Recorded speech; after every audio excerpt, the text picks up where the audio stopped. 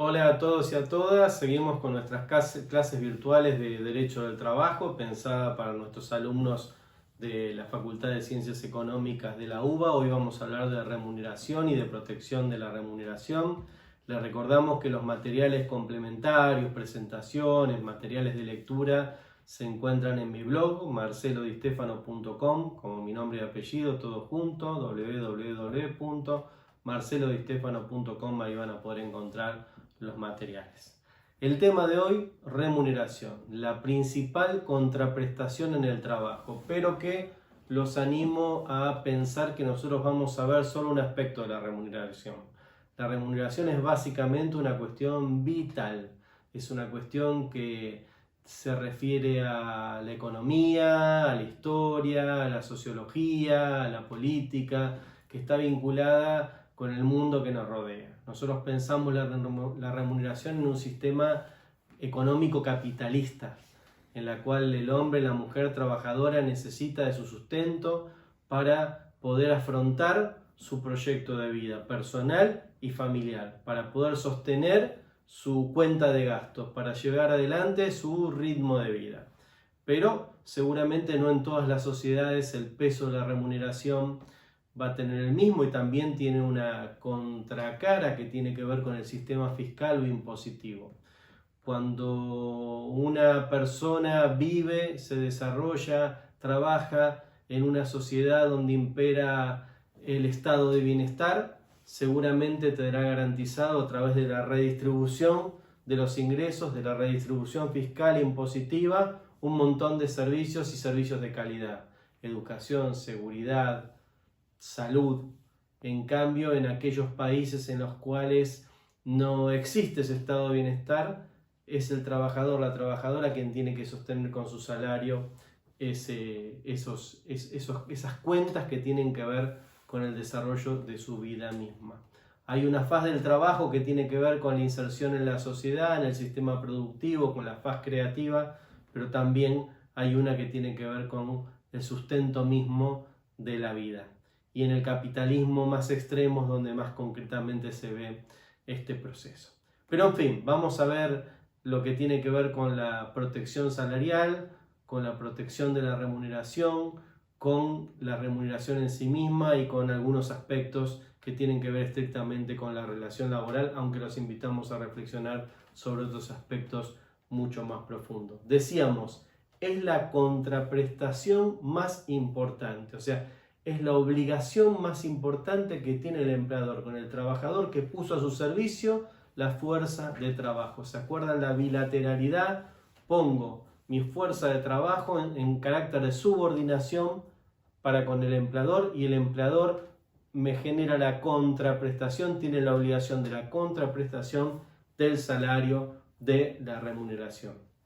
Y esa puesta a disposición no es que todo el tiempo, que la remuneración tiene que ver con todo el tiempo efectivamente elaborado, efectivamente trabajado, sino que la disponibilidad, la puesta en disponibilidad de mi fuerza de trabajo es la que conlleva la remuneración. Y también, como veremos en otro momento más adelante y en otras unidades, hay mucho tiempo que yo no voy a trabajar, que el trabajador no va a poner su puerta de trabajo, pero sin embargo va a ser remunerado. Por ejemplo, las vacaciones pagas. Va a ser tiempo que el trabajador va a estar descansando y sin embargo va a tener derecho a la remuneración. O cuando el trabajador se encuentra enfermo, en uso de una licencia por enfermedad, una licencia legal por enfermedad, no va a estar prestando el servicio efectivamente, pero sí va a ser acreedor de la remuneración del salario. Entonces, efectivamente, no solo se circunscribe la remuneración al tiempo de trabajo, sino a la disponibilidad, y también comprende una serie de tiempos que vamos a analizar posteriormente que también son remunerados y sin embargo no van a tener una prestación efectiva. El principio es que todo aquel servicio que presta el trabajador durante la relación laboral conlleva la contraprestación de una remuneración, y una remuneración económica, pecuniaria, en dinero, que es lo que recibe el trabajador. O sea, solamente el trabajador podría perder el derecho a percibir algún tipo de remuneración si él tiene la exclusiva culpa de la no prestación. Si la prestación no se produce por culpa del empleador, también tendrá el trabajador derecho a percibir esa remuneración. Y el principio entonces es que todo valor percibido por el trabajador durante la relación laboral es una remuneración. Y si es una remuneración, va a estar sujeta a dos situaciones concretas. Una va a estar sujeta a las contribuciones patronales, o sea, a los importes que el empleador va a tener que pagar como parte de esa relación laboral a determinados organismos. Por ejemplo, al sistema de obras sociales, por ejemplo, al sistema jubilatorio, para poner dos de ellos que son de los más importantes que tenemos. Y también va a estar sujeta a los aportes que va a hacer el trabajador. También vamos a usar esos dos, el aporte a la obra social, el aporte a la seguridad social. Y por supuesto algunos otros voluntarios que va a encontrar, por ejemplo, su afiliación sindical. O sea, el sistema comprende que todo lo que yo trabajo es remunerado y todo lo que es remunerado debe estar sujeto a contribuciones y aportes. Vamos a plantear algunos conceptos remuneratorios. La primera remuneración, la principal, ¿no? El salario, el sueldo. Después vamos a ver alguna clasificación, pero el sueldo, la contraprestación por mi trabajo, es el principal. Pero algunos otros. Viáticos sin comprobantes. O sea, si a mí el empleador me da viáticos, pero yo no debo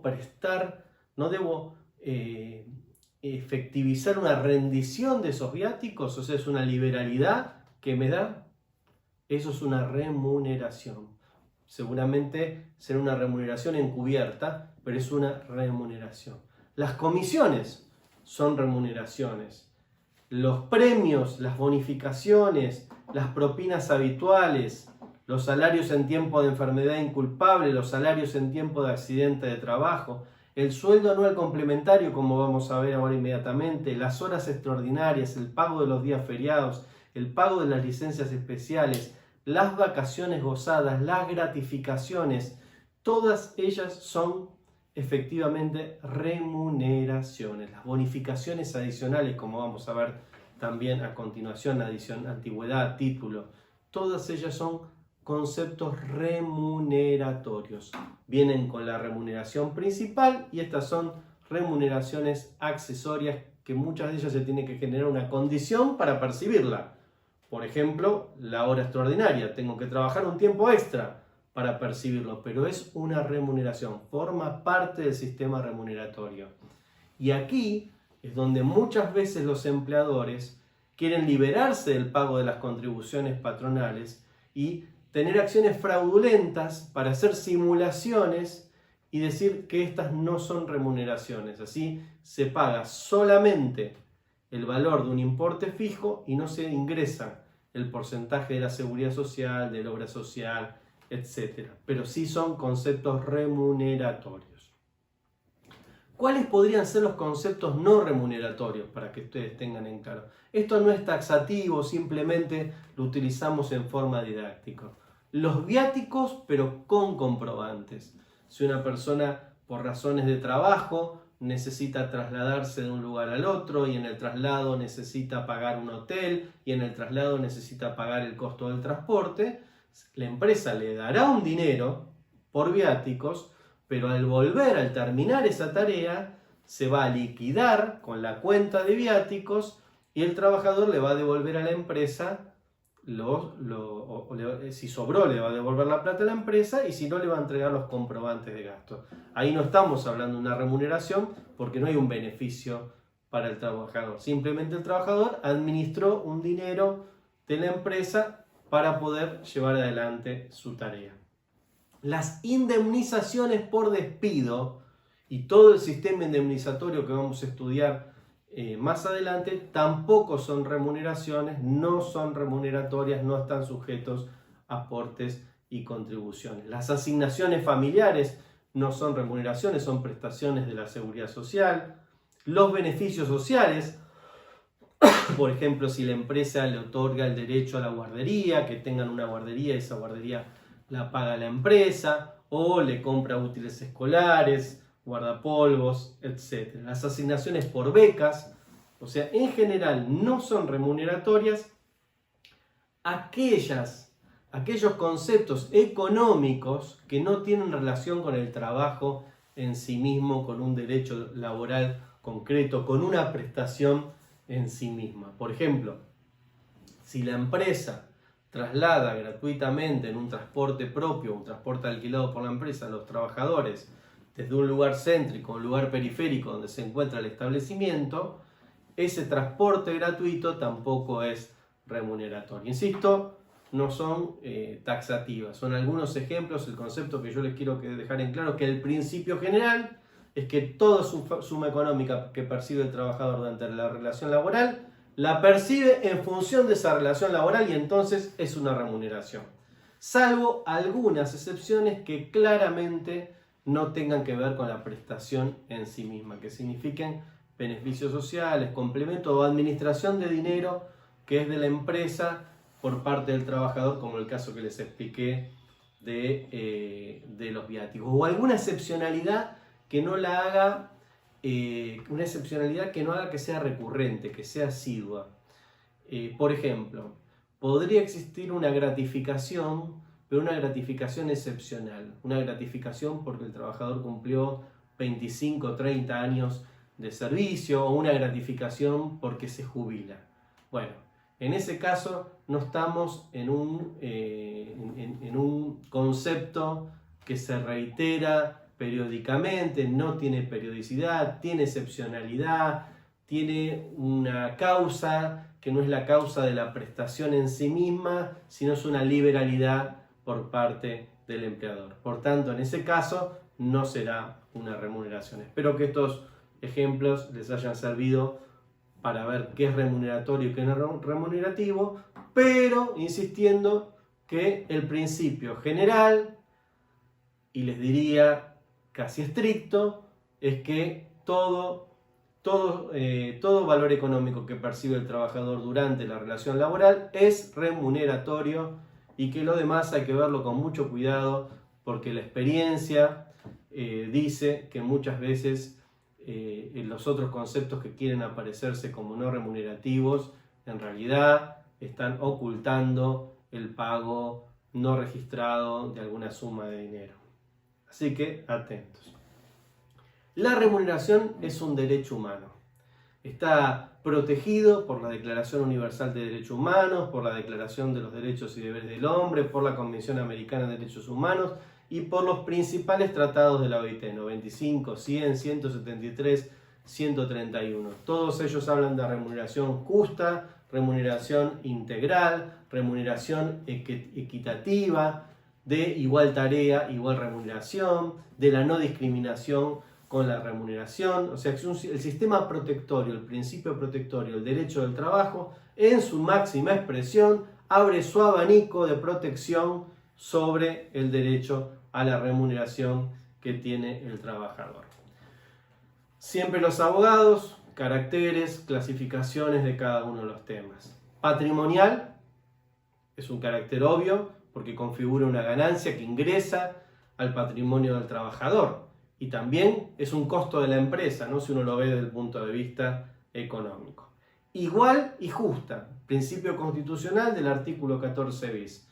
No puede haber ninguna discriminación en materia salarial. A igual tarea, igual remuneración. Insustituible, se debe pagar en dinero, en metálico se decía antes. Ya vamos a ver la excepcionalidad de alguna porción por especie, ya lo vamos a ver. Insustituible, insistimos, dineraria, inalterable e intangible, íntegra, continua, alimentaria, inembargable e irrenunciable. Irrenunciable, principio de renunciabilidad. se protege al trabajador hasta del propio trabajador. Se lo protege del empleador, se lo protege de los acreedores del empleador, pero también del propio trabajador. El trabajador no puede renunciar a todo o a parte de su remuneración. El orden público laboral tiene un peso muy fuerte en materia remuneratoria. Les decíamos recién, la protección a su máxima expresión. No es pactable una quita salarial, no es pactable entre las partes cobrar menos de lo que establece el convenio colectivo de trabajo. No es disponible por las partes afectar la remuneración legal que debe percibir ese trabajador o esa trabajadora.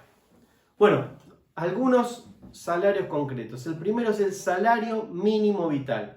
Dice el artículo 14 bis de la Constitución Nacional, salario mínimo vital y móvil. Es el salario más bajo que se puede pagar en nuestro país. Se reúne el Consejo Nacional del Empleo, la Productividad y el Salario Mínimo Vital y Móvil, que es un organismo de diálogo social, 16 representantes del sector trabajador, 16 representantes de los empresarios, lo coordina el ministro de Trabajo o quien él disponga, se reúnen con cierta periodicidad, 2 veces al año, es lo que se acostumbra en el último tiempo. En un país con tanta inflación como el nuestro es un tema complejo, no en otros países donde los consejos de salario son anuales y las tasas de inflación hacen que eso tenga un valor mucho más estable, y establecen ese salario mínimo vital, que es orden público laboral. O sea, ningún trabajador asalariado que trabaje la cantidad de horas que establece la ley de contrato de trabajo y las leyes que establecen la jornada laboral, del sector público y del sector privado, porque esta norma también alcanza al sector público, puede percibir menos que ese salario mínimo vital y móvil. Si algún convenio colectivo de trabajo, algún sector de actividad estaría cobrando al momento de que se toma el acuerdo de este Consejo del Salario por abajo del mínimo establecido, inmediatamente ese salario se corre ascendentemente hasta llegar al salario mínimo vital y móvil, que es el piso salarial de la sociedad. Ustedes me dirán, ¿y los trabajadores que tienen trabajo no registrado? Yo les contestaré, los trabajadores que tienen trabajo no registrado no deberían estar no registrados, y efectivamente la adulteración de la relación laboral muchas veces hace que haya trabajadores que perciban menos el salario mínimo vital y móvil. Pero esto tiene efecto inmediato por sobre todos aquellos trabajadores registrados y especialmente los conveniados. También existe el salario mínimo convencional, que no es lo mismo que el salario mínimo vital y móvil, que es que en un convenio colectivo determinado de un sector de actividad determinada se establece cuál es el salario mínimo y de ahí los salarios por cada una de las categorías laborales. También se utiliza el modismo, la frase salario básico de convenio para algunos convenios colectivos de trabajo que establecen un salario básico y a partir de ahí una graduación indexada. Por ejemplo, hay convenios colectivos que dicen la categoría, el salario básico del convenio es el valor 1. Entonces la categoría siguiente es 1,2, 1,3, 1,5, 1,8, 1,10. O sea, el porcentaje salarial, la negociación salarial se hace sobre la base del salario básico de convenio. Y a partir de ahí crece, una vez que se acuerda eso, ya directamente con solo multiplicar por el coeficiente voy a tener toda la grilla salarial correspondiente a cada una de las categorías profesionales. Es más fácil explicarlo en clase con ejemplos y el pizarrón. Espero que les haya quedado claro y si no tendremos tiempo para verlo en clases o con las preguntas que ustedes me quieran hacer. Salario principal estamos hablando, el sueldo, el gran salario, la remuneración. Además, nuestra norma comprende el sueldo anual complementario, que viene de origen del aguinaldo. El aguinaldo era un sueldo adicional o un porcentaje o un doble sueldo que liberalmente, o sea, por decisión propia del empleador, le pagaba a el trabajador les estoy hablando en la década del 40, a partir del año 45 ya empezó a instituirse en las normas laborales argentinas el sueldo anual complementario en forma obligatoria. ¿Cómo está hoy? Les presento mínimamente. Es el salario número 13, o sea, todos los trabajadores tenemos derecho a los salarios mensuales, a los 12 salarios mensuales, pero también a un sueldo anual complementario, que es el salario número 13, que se percibe en dos partes. La mitad al finalizar el primer semestre del año y la mitad al finalizar el segundo semestre del año, y se calcula sobre la mejor remuneración mensual normal y habitual de ese semestre. Básicamente, llegado el mes de junio, vamos a percibir medio salario, y llegado el mes de diciembre vamos a percibir el segundo medio salario. Vamos a devengar y a percibir, devengando en el primer semestre, devengando en el segundo semestre. En la unidad 10 vamos a volver sobre este tema ya con niveles de detalle. Acá solo plantearles remuneración principal, sueldo anual complementario como otro de los sueldos principales que percibimos. La clasificación por la remuneración, las clasificaciones clásicas son por tiempo o por resultado y rendimiento. Por tiempo dividen jornal, o sea, la percepción de un salario por día, de una prestación salarial que se hace por día, entonces lo que se paga es ese día de trabajo o esas horas de trabajo, si uno trabaja unas horas determinadas. Hay algunos sectores de actividades que están establecidos de esa manera. Para poner ejemplo, mucha tarea de la construcción es por valor diario o por horas. Mucho el trabajo del servicio doméstico, que tiene un régimen especial, lo es. Los trabajos de recolección, a veces de cosecha, trabajos agrarios. Hay una cantidad de trabajos importantes que se perciben la remuneración en función del tiempo de su jornal diario o por horario. Y luego, el más tradicional, por lo menos el más tradicional en el ámbito urbano, que es donde nosotros más nos desarrollamos y ustedes más se van a desarrollar profesionalmente, es el sueldo, el salario, la remuneración. Y ese sueldo remite a la quincena o al mes, o sea, el pago, o bien dos pagos mensuales. Muchas actividades de baja calificación, en general las de baja calificación de los trabajadores que la realizan, baja calificación profesional, o sea, en cuanto a cualificación me refiero yo a preparación, se paga quincenalmente porque es una forma también de proteger al trabajador de que su salario lo pueda extender, lo pueda administrar de mejor manera en ese periodo de tiempo, y en algunos casos también es hasta por costumbre. En la construcción, por ejemplo, en general, se paga por quincena y no por mes. Y la mayoría de los trabajos tradicionales de comercio, de servicios, de empleo público, que se pagan mensualmente. La otra calificación, por resultados o por rendimiento, básicamente en general, la mayoría de nosotros no cobramos por rendimiento ni por resultados, sino que percibimos un sueldo fijo. No tenemos ninguna condición variable. La mayoría de los trabajadores trabajan con un sueldo fijo.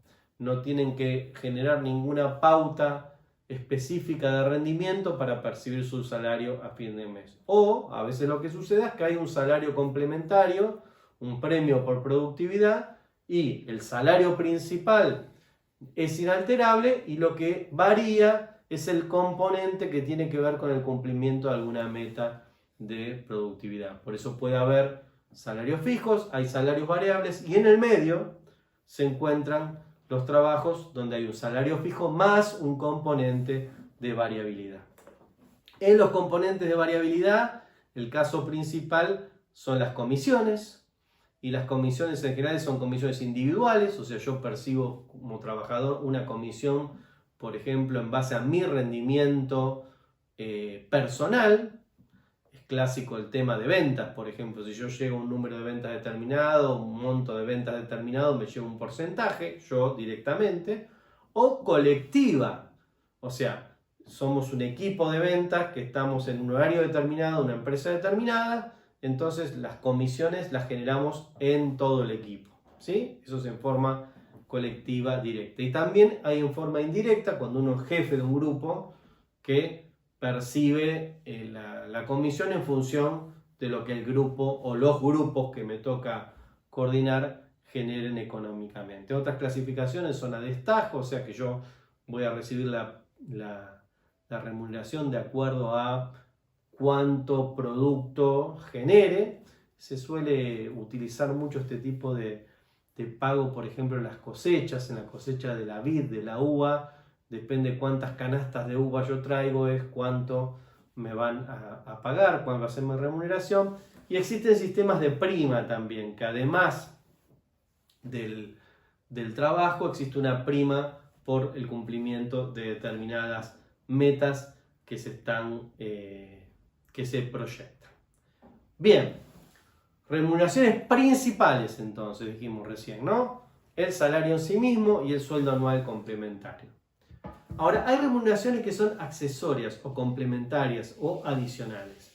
Dijimos el sueldo anual complementario, las gratificaciones, cuando esas gratificaciones son parte del salario, la participación en las ganancias si la empresa la tuviera, debiera existir entonces un comité integrado también por los trabajadores que fiscalice los resultados económicos de la empresa y el establecimiento de una normativa que diga cuánto de esa ganancia le corresponde a los trabajadores y cómo es el sistema de redistribución. Nuestra Constitución Nacional, en el artículo 14 bis, habla del derecho a la participación en la ganancia, pero no hay una norma que la regule a nivel nacional, pero sí hay convenios colectivos de trabajo y algunos acuerdos de empresa que lo permiten. Los viáticos, ya hablamos de eso. Los adicionales, que son fundamentalmente los que yo me quiero referir. Por ejemplo, adicional por antigüedad. Muchos convenios colectivos de trabajo dicen que por cada año de antigüedad que tiene el trabajador percibirá un X porcentaje de su sueldo principal.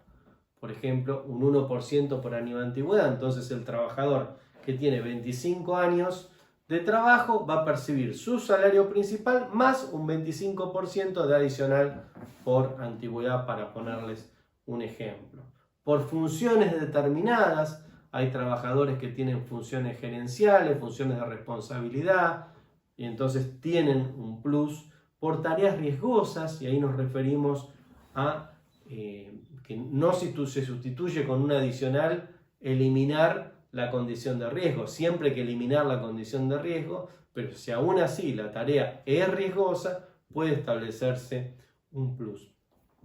Hay algunos convenios colectivos de trabajo que establecen premios por capacitación, o sea, las personas que tienen título secundario perciben tanto, título universitario tanto, tipo de posgrado tanto otro, y son también elementos remuneratorios.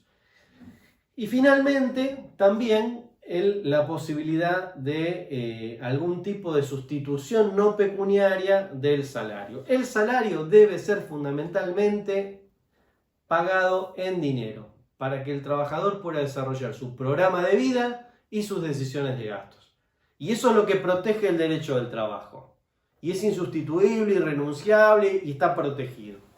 Pero permite en algunos casos hasta un 20% del salario. El caso del pago en especies, que sería con algún tipo de elemento que se le da al trabajador y que se entiende que ese elemento que se le da al trabajador le sirve para desarrollar otro tipo de prestaciones o le sirve para comerciarlo y hacerse también de dinero, de mayor dinero que si lo hubieran dado en forma directa, comerciando por sí eso que le dan en especie. En alimentos puede ser también, o en algunos trabajos lo que se llama la habitación o la vivienda, algunos trabajos, por ejemplo los trabajadores de edificios o los trabajadores que son serenos en determinadas actividades. Bueno, todo eso se puede computar, pero hasta un máximo del 20%. El resto, el 80% restante, tendrá que ser dinerario, insistimos, para que el trabajador desarrolle su programa de vida y el de su familia. Esa remuneración, insistimos, va a estar protegida por el orden público laboral.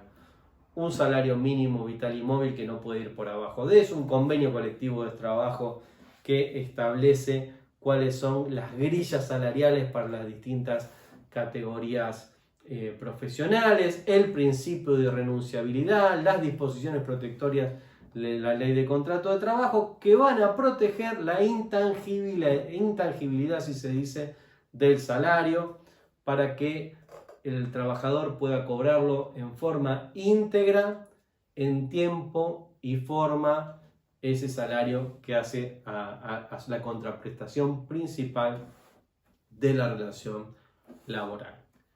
¿Quiénes son los sujetos de pago? El sujeto de pago es la empresa. La empresa no puede delegar el pago a nadie. La empresa es la que le debe al trabajador y esa es la relación. La empresa al trabajador. Esa es la relación bilateral. La empresa es la que debe pagarlo y no puede liberarse. Solamente se podría dar excepcionalmente en el caso de alguien que quiera subrogar porque es un deudor solidario de la empresa, pero serán casos excepcionales. El principio se quiere liberar de la situación ulterior, pero el caso es que el sujeto de pago es el empleador y el sujeto que percibe el pago, que recibe el pago, es el trabajador. Podrá haber algún caso excepcional por enfermedad del trabajador, porque se encuentra lejos del país, por una situación excepcional en la cual el empleador podrá pagarle a una persona distinta del trabajador, pero siempre tiene que existir una firma certificada del trabajador que diga que autoriza ese pago a un tercero, o una decisión de autoridad administrativa, una decisión de autoridad judicial. O sea, no puede hacerlo como una liberalidad. No, ya te pagué, le di la plata a tu hijo, le di la plata a tu mujer, arreglátela vos. No, de ninguna manera. El sujeto de pago es empleador y el sujeto de percepción es el trabajador propio, el trabajador. En algún contexto, entonces decimos, eso se puede flexibilizar por una razón objetiva. ¿Cuál es el tiempo de pago? El tiempo de pago es inmediato. O sea, una vez que transcurre el periodo laborado, el periodo pactado, en el cual se organiza el trabajo y se pauta el pago del salario, e inmediatamente viene el derecho del trabajador a percibir la remuneración. La ley establece una serie de... Está claro que el personal mensualizado vence el periodo del mes, el personal quincenal vence el periodo en la quincena y el personal diario vence en el día e inmediatamente se hace acreedor de la percepción. La ley establece 4 días hábiles para el trabajo mensualizado y 3 días hábiles para el trabajo remunerado semanalmente. ¿Qué quiere decir? Dentro de los 4 días hábiles, dentro de la exigencia es inmediata. Yo terminé la prestación, terminó el mes, me tenés que pagar. Bueno, ¿cuál es el plazo durante el cual me tenés que pagar? Desde el momento mismo que terminó el mes hasta 4 días hábiles o hasta 3 días hábiles en el caso de la prestación semanal. Cumplido este plazo, el trabajador podrá intimarlo y si el empleador no hace el pago, bueno, será pasible de sanciones y hasta también el trabajador, como veremos más adelante, podrá declararse despedido por injuria ante la falta de pago en tiempo y forma de su salario. Pero no quiero meterme tan en otros temas. ¿Cuál es el lugar de pago? Bueno, tradicionalmente el lugar de pago era el establecimiento, el lugar donde se realizaba el trabajo. Ese era el tradicional. Vos me pagás acá. Bueno, ¿y cuál es el medio de pago? El dinero. Uno, si le pregunta a mí, que no soy tan grande, ¿cómo cobraba? Bueno, yo cobraba en dinero en efectivo en una ventanilla en la universidad. El día de pago se habilitaban ventanillas, iba gente a pagar, los pagadores, que eran de una empresa contratada de camiones de caudales, y nos pagaban los salarios en dinero en efectivo. Bueno, por razones de seguridad, de comodidad y por el propio efecto de los cambios en la tecnología, en las clases pongo ejemplos también. Imagínense en la Facultad de Ciencias Económicas donde ustedes estudian, que haya durante 2 días determinados, nos paguen a todos los profesores, a todos los trabajadores no docentes y a todas las autoridades en efectivo durante 2 días hábiles en la Facultad de Ciencias Económicas. Imagínense las miles de personas que estarían saliendo con todo su salario en las manos. Cuestiones de seguridad, cuestiones de logística. un costo también tiene todo eso. Bueno, hoy la realidad es que el lugar de pago es el banco.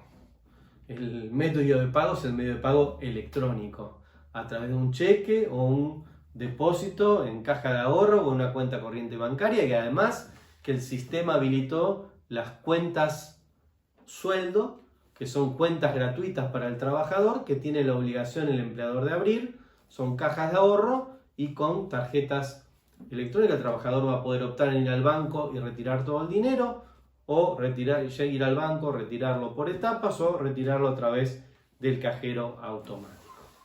Y la prueba de pago sigue siendo la prueba principal, el recibo de sueldo, aunque también obviamente la acreditación del salario en tiempo y forma en la caja de ahorro del trabajador es una forma más que válida, más que concreta de acreditación y de prueba de pago. Ese recibo, que cada vez es más un recibo electrónico que un recibo físico, pero que el empleador tiene la obligación de entregarlo a requerimiento del trabajador, tiene que tener básicamente todos los elementos de identificación del empleador y del trabajador. Nombre, dirección, quill, quit y el detalle absolutamente detallado de lo que son los importes remunerativos, los descuentos, las contribuciones, los aportes, con un nivel de detalle absoluto. Les remito a la lectura, no sería didáctico que yo desde aquí vea uno por uno con ustedes. Les sintetizo en datos del empleador, datos del trabajador, detalle de la remuneración, total bruto, total de remuneraciones fijas, variables, adicionales, complementarias, y el detalle de el cálculo de aportes y contribuciones, cómo son los aportes y contribuciones que tienen que hacer. Bien, decíamos que la indemnización es inembargable. Eso por el concepto que tiene un concepto para la vida misma. O sea, el trabajador necesita la remuneración para el desarrollo de su vida y de su alimentación, de su vestido, de su vivienda. Entonces es inembargable.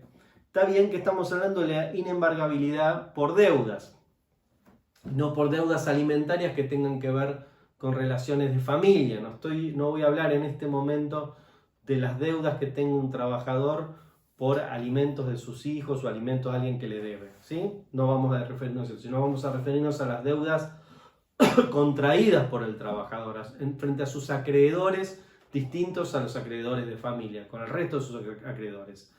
La ley protege a la posibilidad de que el trabajador se quede sin remuneración y dice, hasta el salario mínimo, o sea, el salario mínimo es inembargable. Si un trabajador tiene un salario mínimo, es inembargable, no se puede embargar, el trabajador seguirá percibiendo esa remuneración. Si el trabajador gana más de un salario mínimo y hasta 2 salarios mínimos, va a ser embargable el 10% de esa diferencia. O sea, el 10% de la diferencia entre el salario mínimo vital y móvil y hasta el doble del salario mínimo vital y móvil. Y si el trabajador gana más de 2 salarios mínimos vital y móvil, lo que será embargable es el 20% de ese dinero, o sea, el 20% de lo que vaya de el valor del salario mínimo vital y móvil hacia el número que efectivamente perciba al trabajador. Los animo en marcelodistefano.com para que vean las presentaciones de PowerPoint, donde va a ser más fácil con ejemplos que los tenemos, razonar esto que les acabo de decir muy por arriba. Con el pizarrón es más fácil, con el ejemplo para hacerlo. La protección de la remuneración tal vez también es para que se proteja el trabajador del propio trabajador. Y entonces hay un límite para el pedir adelantos. El trabajador puede pedir un adelanto, no tiene derecho al adelanto, puede pedirlo, puede solicitarlo y el empleador puede dárselo o no dárselo. Si decide dárselo, se lo puede dar hasta el 50% del salario que sigue, para que el trabajador no se endeude con el empleador y después, llegado a fin de mes, no tenga salario y se encuentre en una situación crítica. Entonces, los adelantos son hasta el 50% de la remuneración del periodo de pago. Este es un principio que admite excepciones cuando hay un caso de gravedad, un problema de salud extraordinario que el trabajador tiene que abordar, una causa justificada. Si hay una causa justificada, se puede flexibilizar este límite del 50%, o sea, no es absolutamente restrictivo. Y también existe una protección frente a los acreedores del empleador. Para eso yo voy a simplificar en esta explicación. Ustedes tienen una materia que se llama concursos y quiebras, que habla de los distintos privilegios, y solo diré que se dispone un privilegio especial de los trabajadores frente a los acreedores del empleador, salvo en el caso de aquellos acreedores que tengan un derecho de prenda, un derecho hipotecario, un derecho real exigente sobre la base del patrimonio del empleador que está endeudado. ¿Sí? El principio entonces, el trabajador tiene un privilegio especial, tiene una prioridad de pago frente a los acreedores del empleador, con el límite de aquellos que tengan un derecho exclusivo prioritario establecido por un derecho real registrado. ¿Sí? Concepto general, quiero que les queden lo del privilegio especial, que están para el cobro antes que el resto de los acreedores, por ejemplo, a partir de la quiebra o en un proceso concursal. Bien, ¿qué más? Creo que ya pudimos ver todo.